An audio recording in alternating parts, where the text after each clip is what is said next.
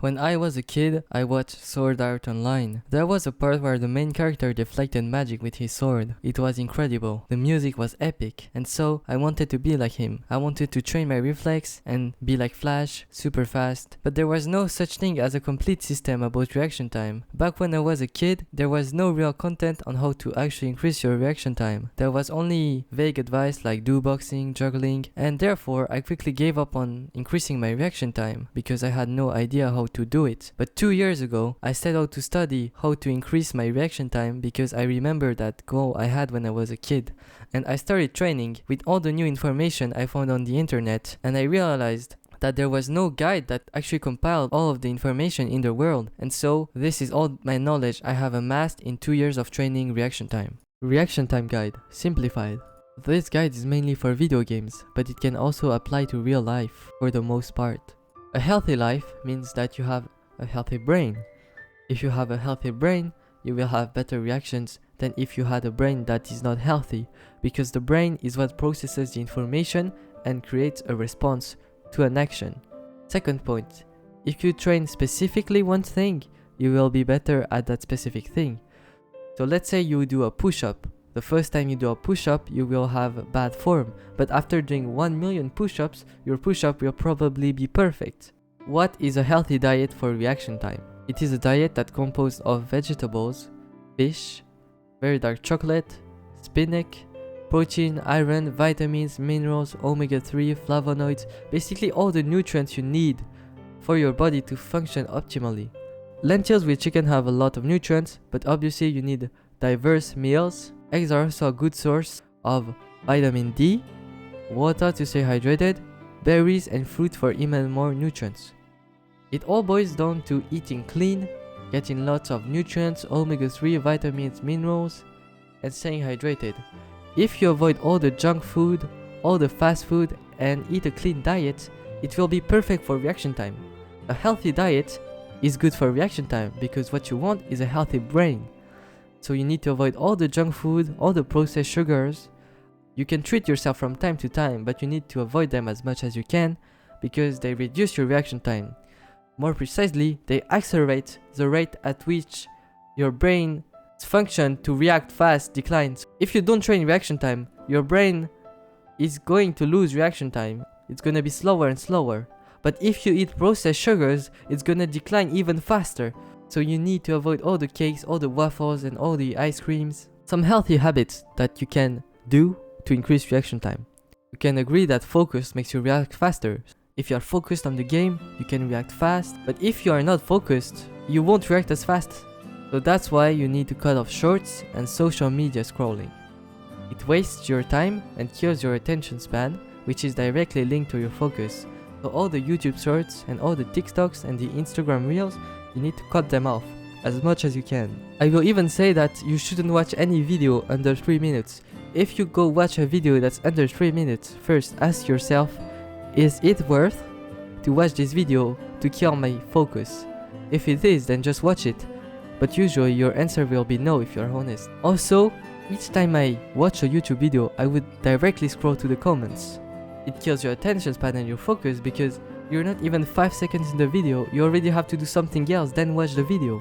Try to keep focused on the video when you watch it and don't go scroll on the comments or something. It kills your focus, and if it kills your focus, it kills your reaction time. On the other hand, meditation increases your focus and attention span.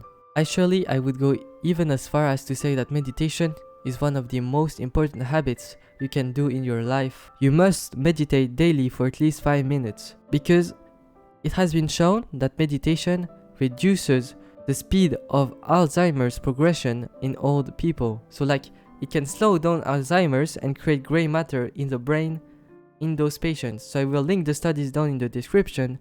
But basically, if it can reduce Alzheimer's, there's no reason why it shouldn't affect our brain positively.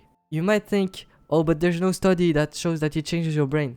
I don't care. If you try meditation, you will immediately notice that you will feel good, it will increase your focus and attention span. Just try it out and you will see. Let's say you are tired, you did a long day of work and you're gonna launch a game of League of Legends. You play and you play slowly. Because why? You are tired.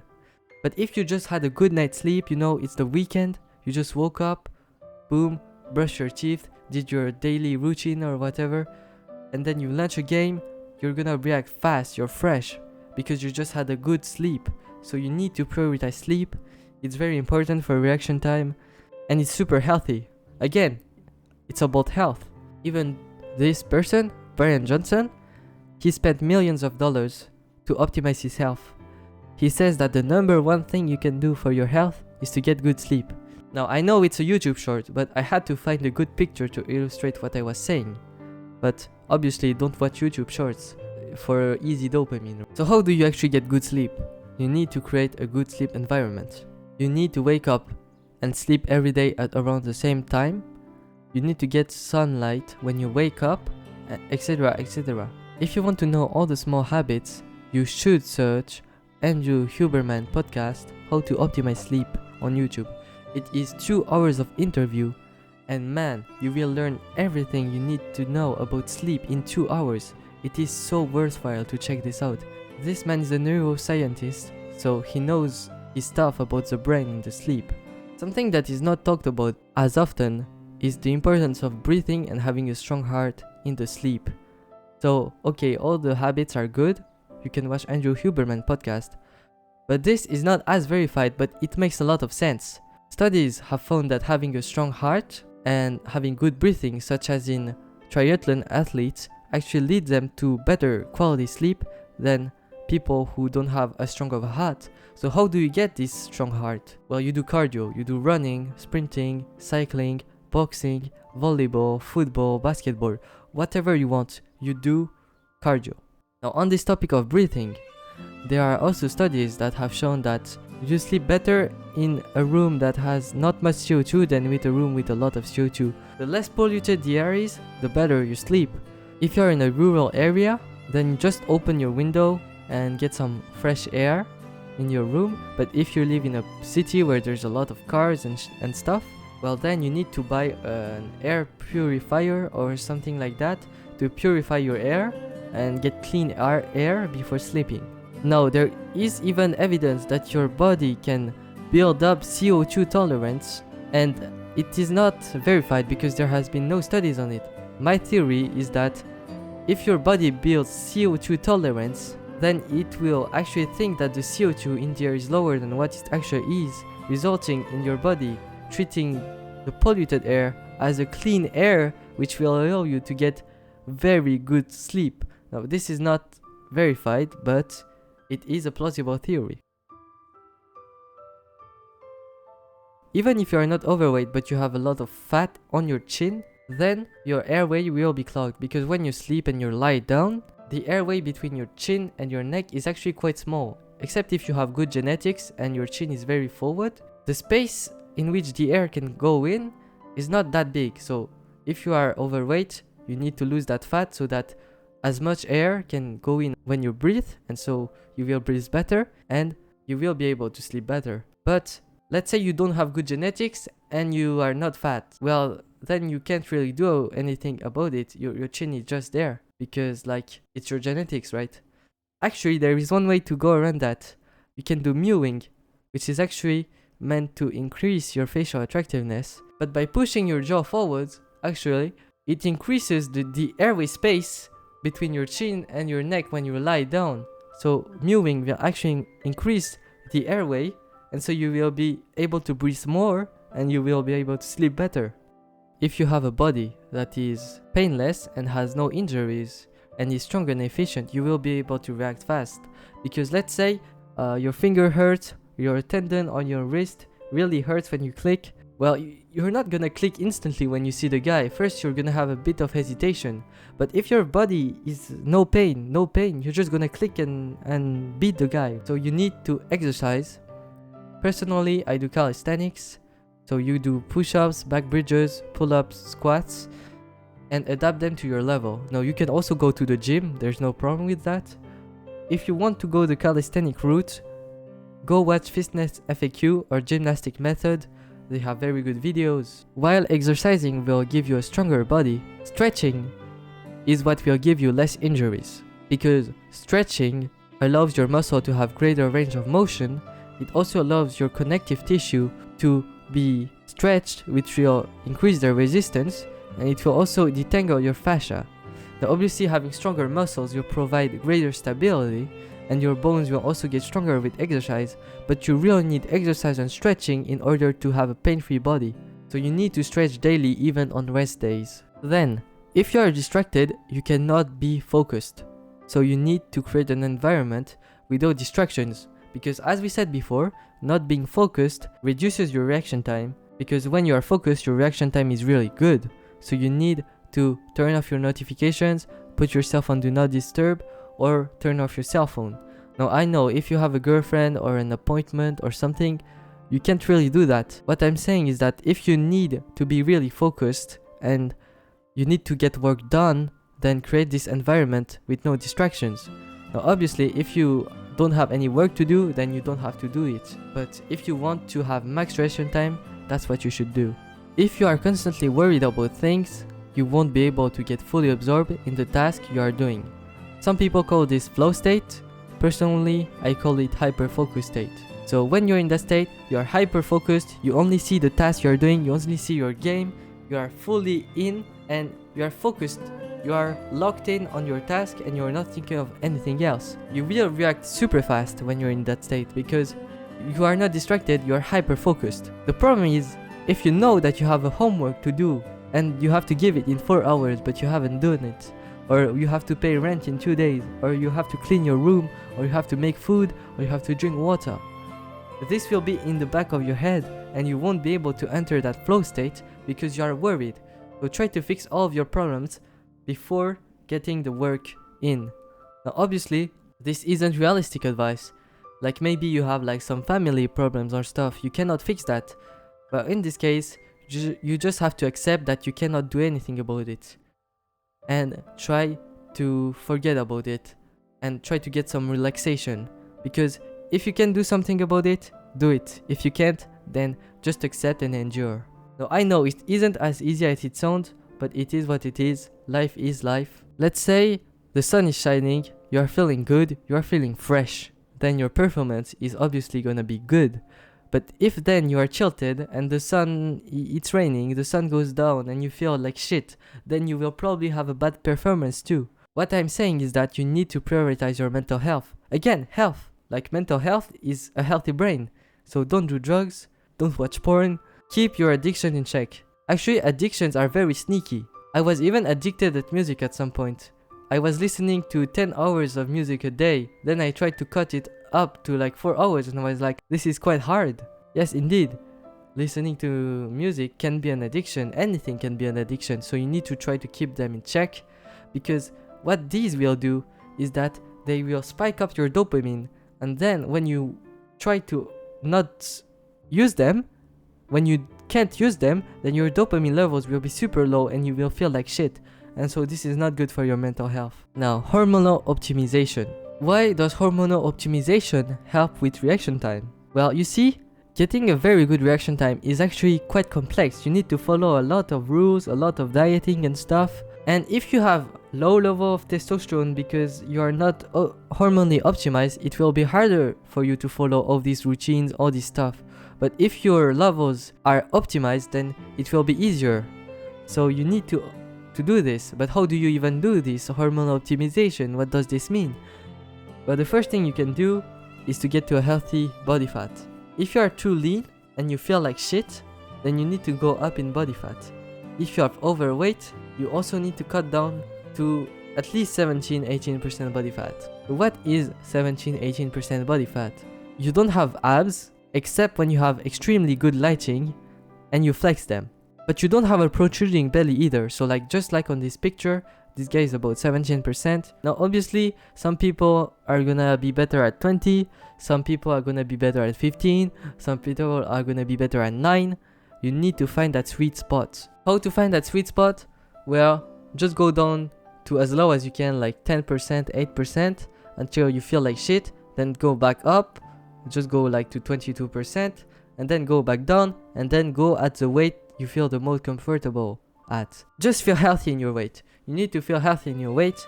And I know some body positivity guys or girls will tell me, that you feel good at 45% body fat or whatever, but do you really feel good at 45% body fat? Just be honest with yourself. I don't think so. Personally, if I have sleep apnea, I wouldn't really feel good, because as I said, too much fat will clog your airway. So get down to 15% body fat. Now I know it's not as easy as I make it sound, like just lose body fat, bro. No, it's not as easy. I know it's hard, it's tough, but you have to do it. Sometimes there are things that are tough, but you just have to do them. So search a lot of information on YouTube about nutrition, search metabolic reset, calorie deficit, or basal metabolic consumption, and then go on your weight loss journey. The second thing you can do to optimize your hormones is to avoid xenoestrogenics. So what are xenoestrogenics? It's basically fake estrogen. What does fake estrogen do? It lowers your real estrogen, which is linked to your testosterone, which will then lower your testosterone. So xenoestrogenics will lower your testosterone.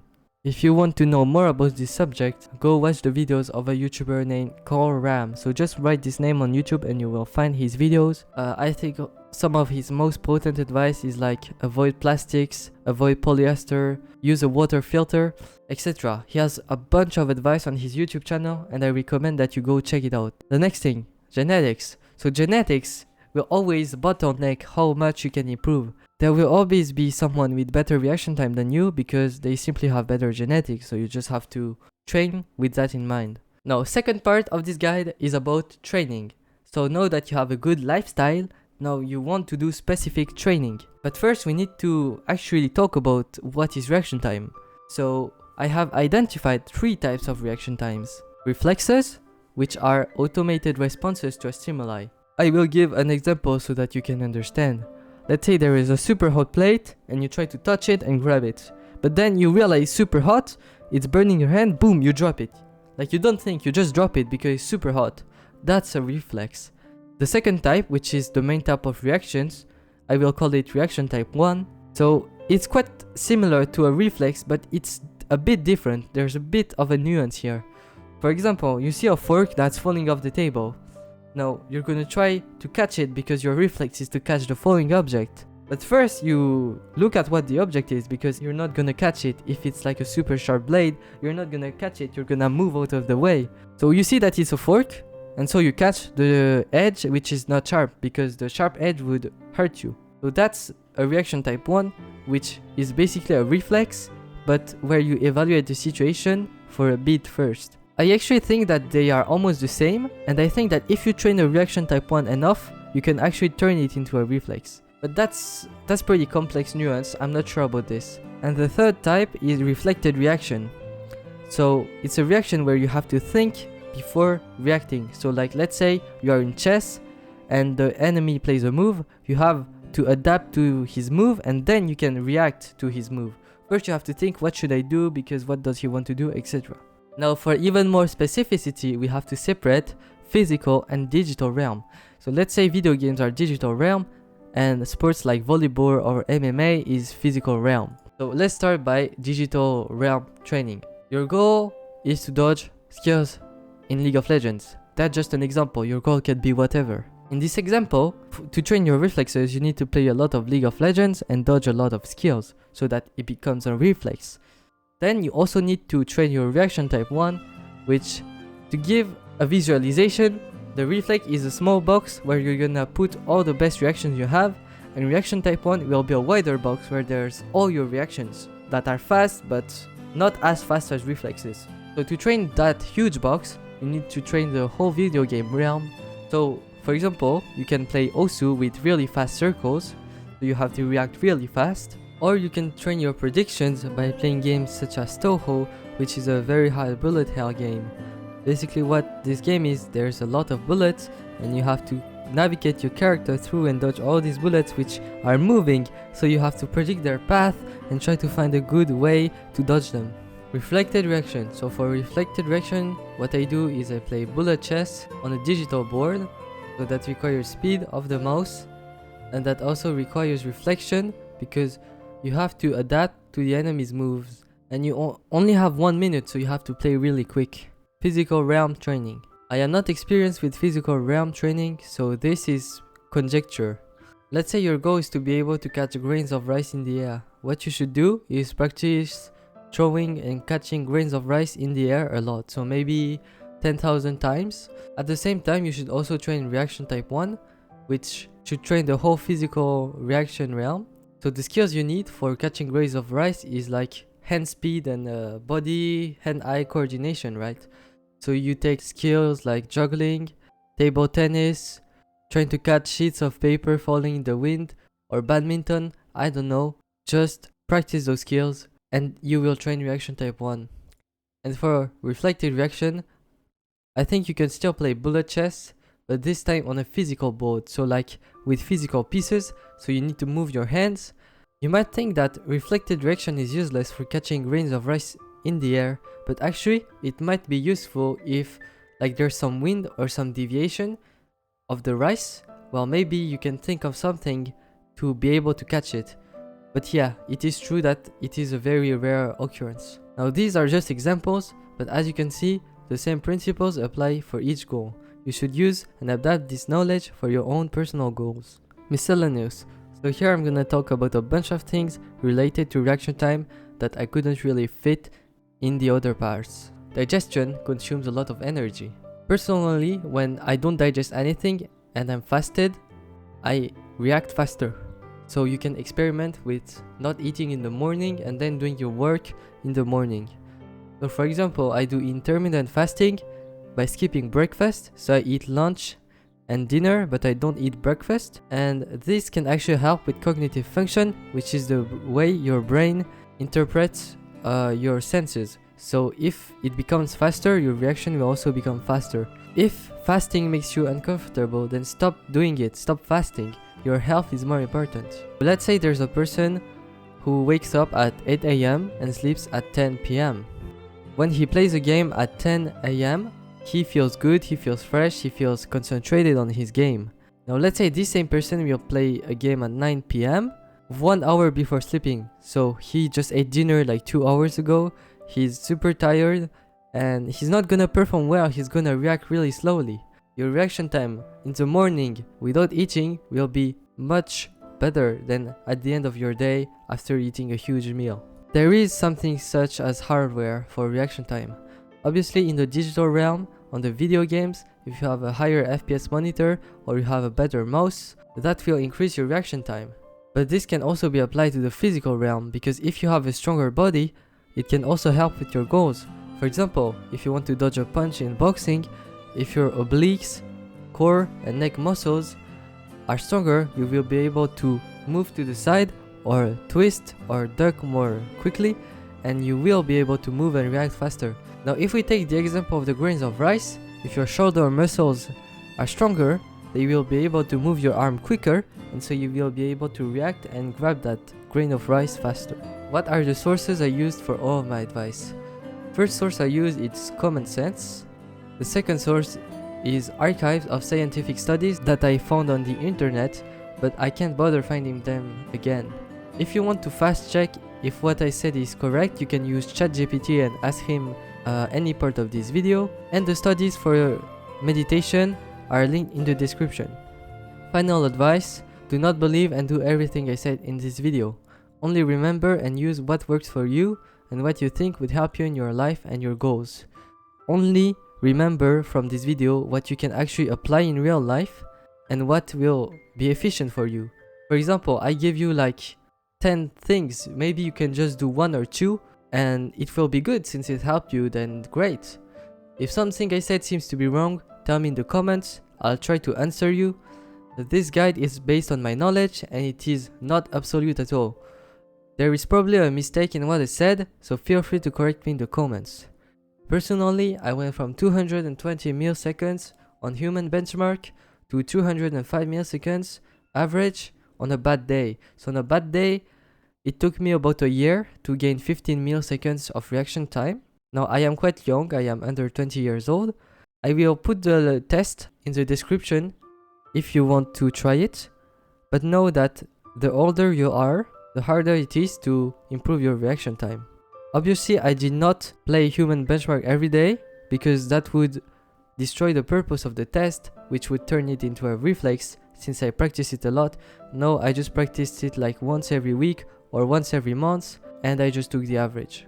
Obviously, I have not been respecting all the habits and tips and tricks I have said. You need to be a robot to respect everything completely. Like, I am not a robot. I probably respected like maybe 60%, 60% of the time. I don't know, but I did not respect everything all the time. It's impossible. Like, you have to be a robot. Hopefully this guy will help you increase your reaction time.